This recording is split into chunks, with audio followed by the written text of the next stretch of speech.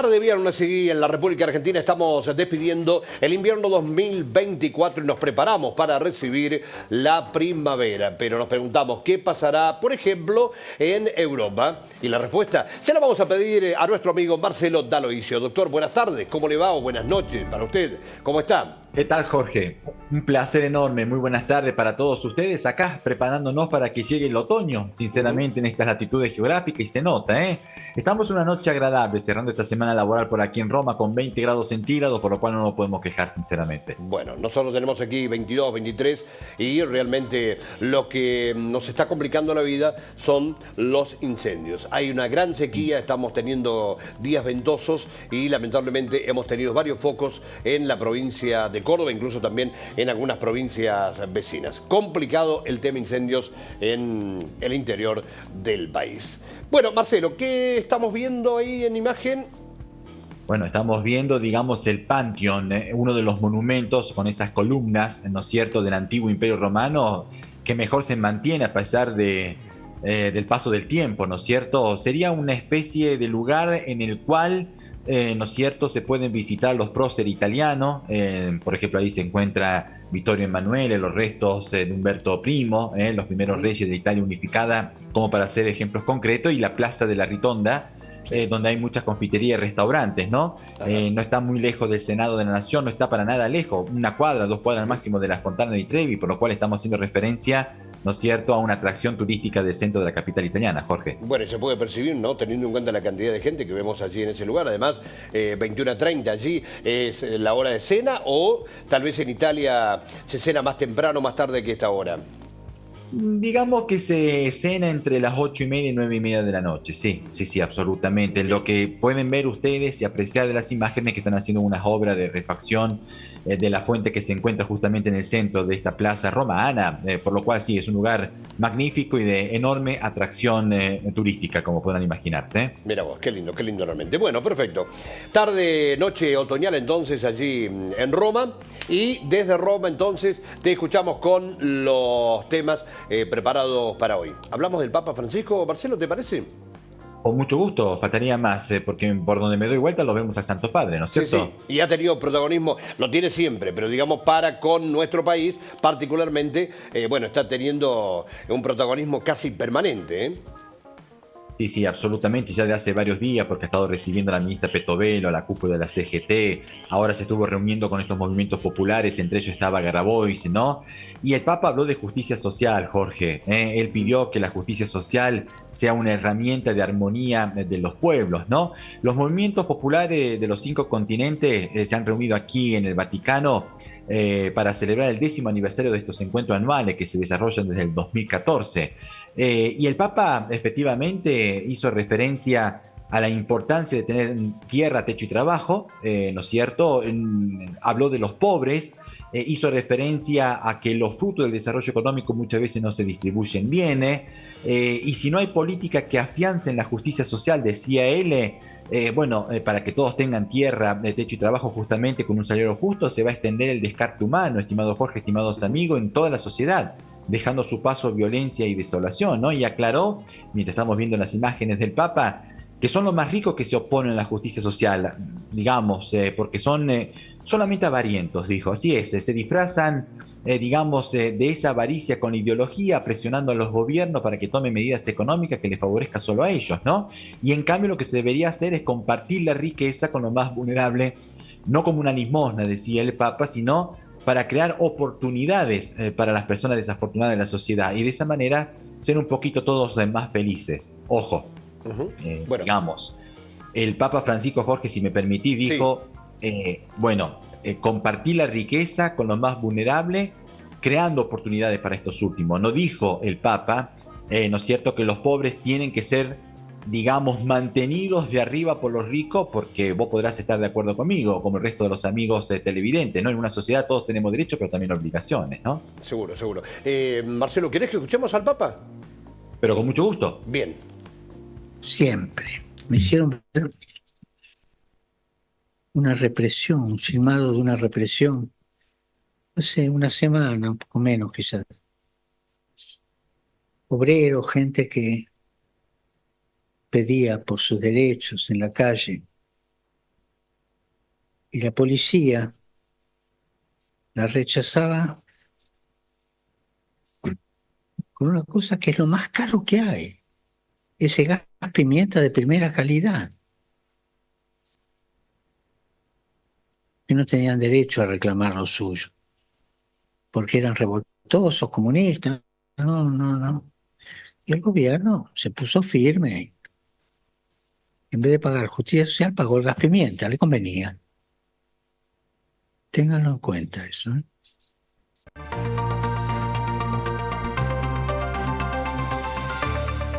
Bueno, fuerte crítica del Papa Francisco, precisamente a hechos que han tenido lugar en la República Argentina en los últimos días, especialmente los miércoles, cuando jubilados y otros manifestantes acudían al Congreso de la Nación para protestar, para oponerse, desde luego, al veto del presidente Javier Milei a la ley de reforma jubilatoria, y donde no solo recibieron palos y gases los jubilados, sino que también hasta incluso una niña de 10 años había terminado siendo alcanzada por este producto. De ahí las críticas del Santo Padre. Sí, sí, la crítica en general del protocolo antipiquete a cargo de la ministra de Seguridad Patricia Bullrich, ¿no? Sí. A propósito de Argentina, sin citar nuestro país, Francisco habló también de la corrupción. Él citó el caso de un ministro que le pidió una coima a un inversor, ¿no es cierto? Y para nosotros, ¿cuánto le pidió el ministro, le preguntó el ministro a este empresario que estaba por invertir en Argentina? Y él argumentaba su afirmación de que el diablo entra por los bolsillos, y otra vez, como en distintos pasajes de su discurso, puso como ejemplo nuestro país, sin citar obviamente a la República Argentina, salvo un caso suyo personal, evidentemente familiar, ¿no?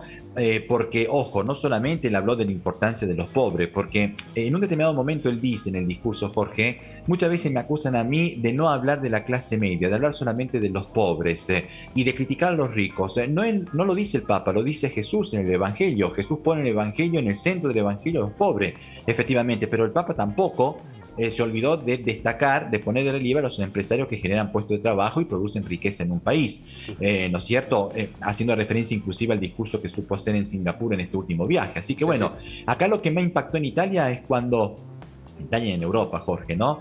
Cuando él le pidió a los ricos que, dado que están en condiciones, obviamente, económicas, de todas las circunstancias, que paguen mucho más impuestos a beneficio, evidentemente, de las personas que menos recursos tienen en la sociedad, ¿no?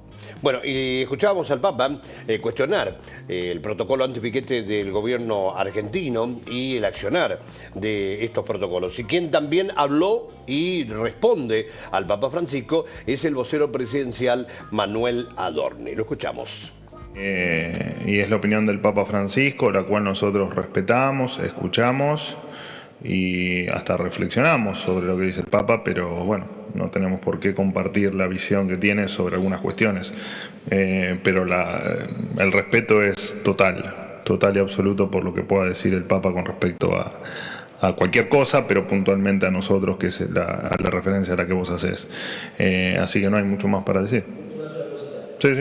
Cuando él, por ejemplo, denuncia esto de el pedido de coimas que se hace a un inversor extranjero aparte, ¿el gobierno por ahí puede activar algún mecanismo de investigación? Pregunto. Bueno, entiendo que si la justicia así lo considera, sí lo hará, pero la verdad es que no sé de dónde viene no sé de dónde viene el comentario, pero bueno, claramente si hay un hecho que haya que investigar, se va a investigar, por supuesto.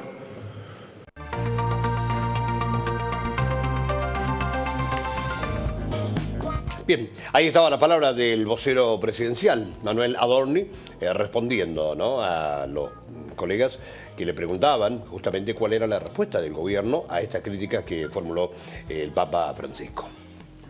Totalmente, Jorge. Quisiera simplemente destacar, porque a mí, desde el punto de vista profesional, me toca seguir todos los discursos del Santo Padre.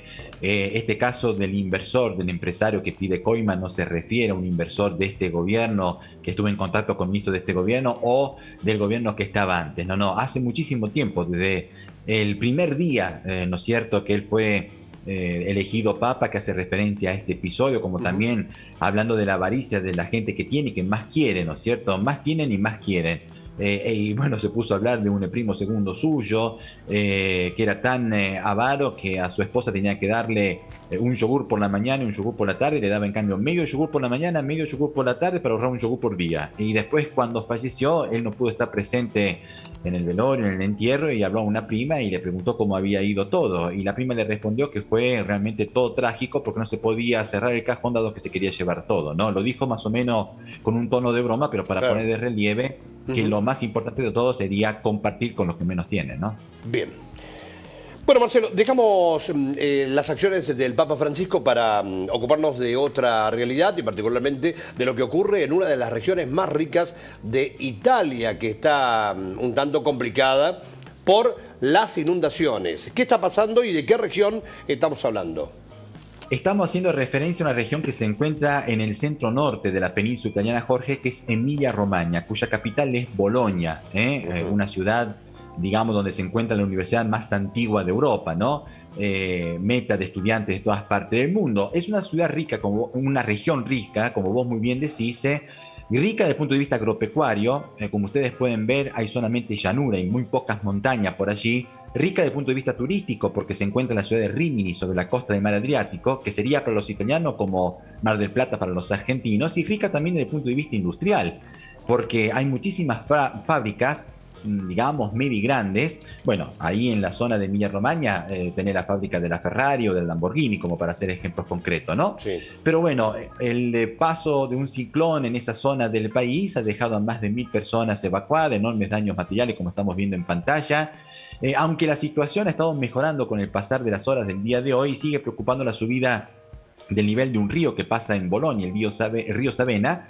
Pero vos fijate, ¿no? Según los datos meteorológicos, en 24 horas cayeron 250 milímetros de lluvia en esa zona, que ya habían sufrido inundaciones en mayo del año pasado, ¿no es cierto? O sea, claro, llueve muchísimo en pocas horas respecto a lo que debería llover por lo menos en un mes o en 2 meses, ¿no es cierto? Y lamentablemente no hace más que terminar provocando daños. Totalmente, bueno, hay zonas azotadas por deslizamiento de tierra. Dentro de Emilia-Romagna, aparte de la zona de Bolonia, que es la capital, Jorge, se encuentra Faenza, y allí el agua, y veíamos recién imágenes, inundó algunos barrios. Un río rompió la barrera que se había construido para evitar las inundaciones y llegó a un pueblo, provocando el derrumbe de varias casas, y algunas personas tuvieron que ser rescatadas de los techos de sus viviendas en helicóptero, ¿no es cierto? O hasta inclusive en lanchas neumáticas.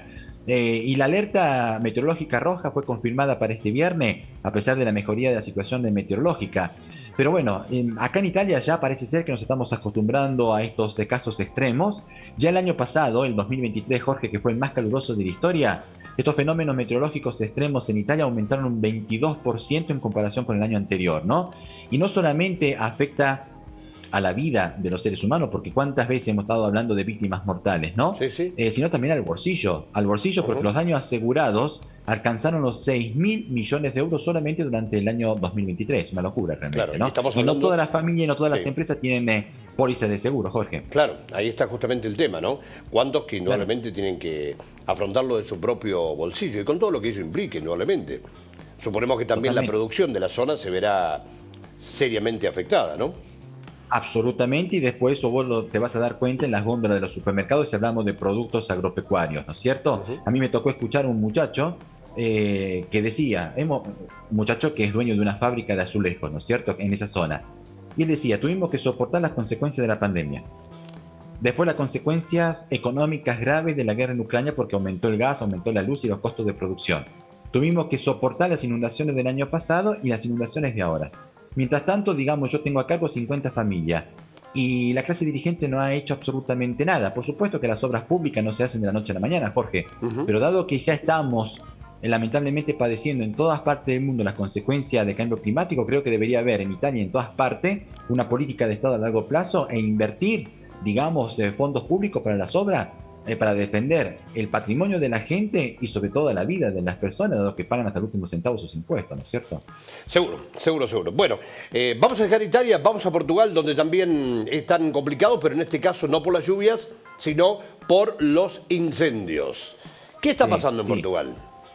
Bueno, hace días que vienen luchando con estos incendios, inclusive lo comentábamos el martes pasado, Jorge, los amigos televidentes recordarán, ¿no?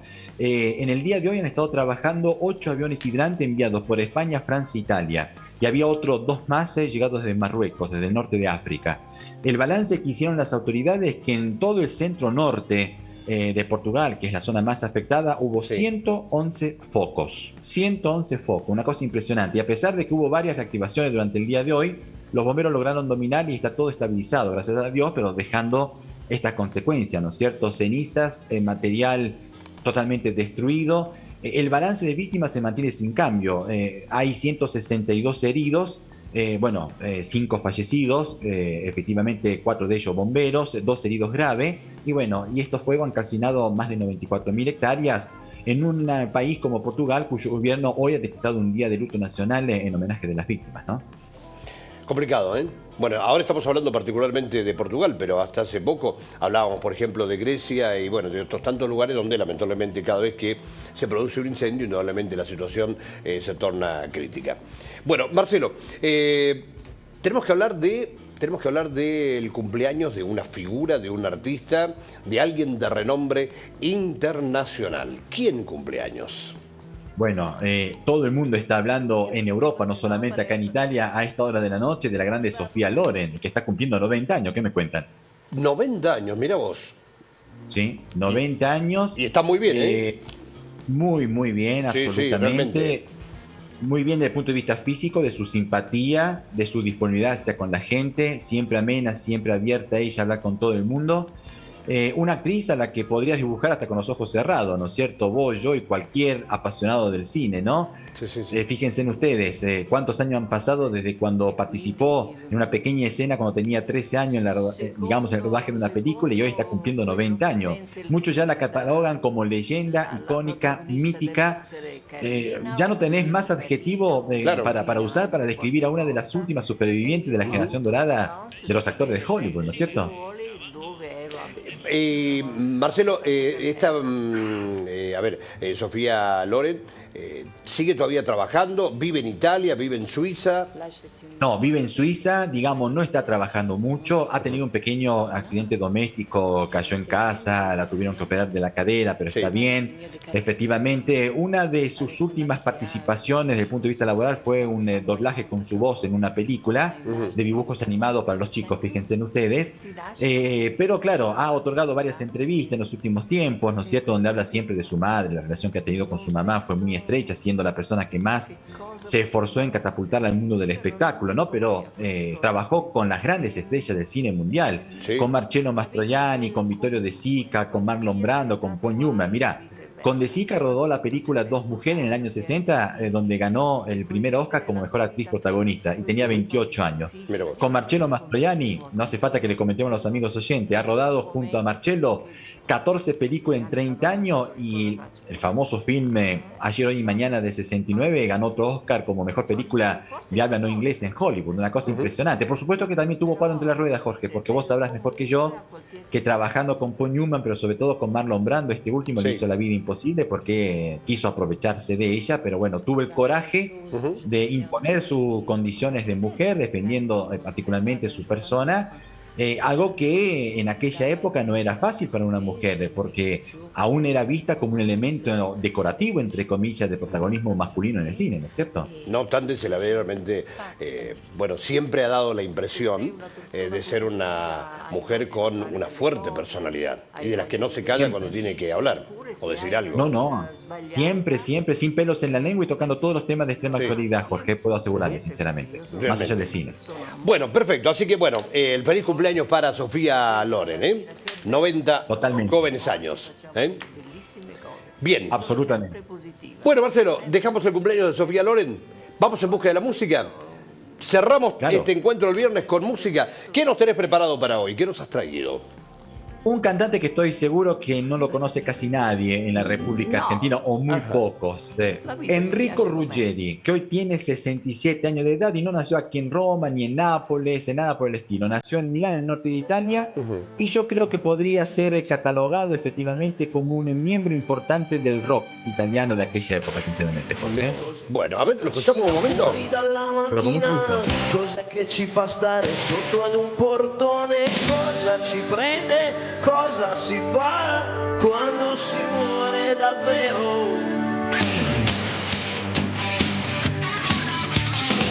Il gioco si fa duro e non si può dormire. dire e non sappiamo più decidere se ripartire e batte forte il cuore anche per lo stupore di non capire l'orizzonte che colore ha.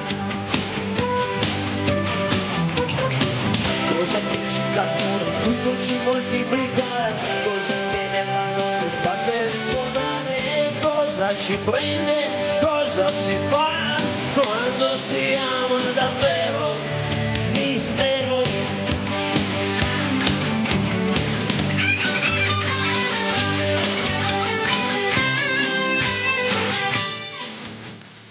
Ahí estamos hablando entonces, este cantante, ¿sí?